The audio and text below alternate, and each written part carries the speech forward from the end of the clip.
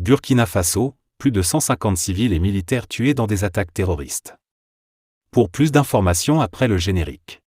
Bienvenue sur la Ligue planétaire.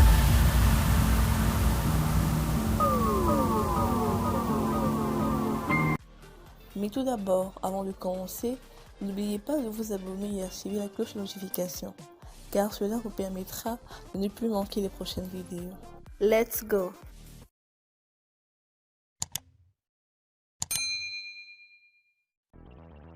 Au Burkina Faso, en moins de 2 mois depuis le début de l'année 2023, au moins 150 personnes, civiles, militaires comme supplétifs des volontaires pour la défense de la patrie, ont été tués dans des attaques terroristes, en dépit de l'offensive de l'armée conduite par le capitaine Ibrahim Traoré, à la tête du pays, depuis le putsch du 30 septembre 2022. Dans la première semaine du mois de février 2023, une quarantaine de personnes ont été tuées dans des attaques terroristes. Celles-ci visaient des civils, des militaires et des volontaires pour la défense de la patrie, VDP.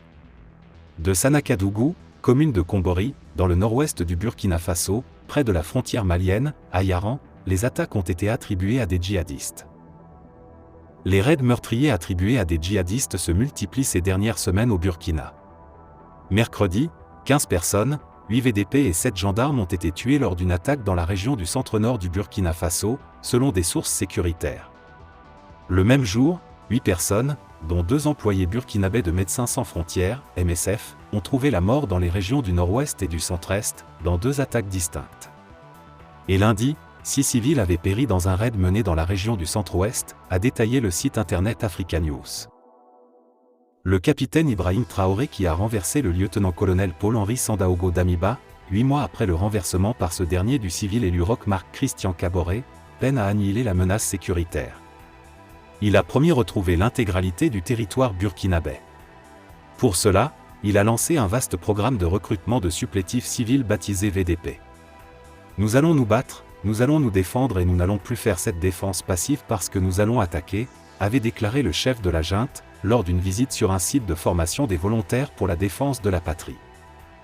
Même si le communiqué final qui a sanctionné le mini-sommet réaffirme l'attachement des 3 pays aux objectifs et principes de la CEDEAO et de l'Union africaine, les 3 juntes s'engagent à faire de l'axe Bamako-Conakry-Ouagadougou, un axe stratégique et prioritaire pour leur intégration.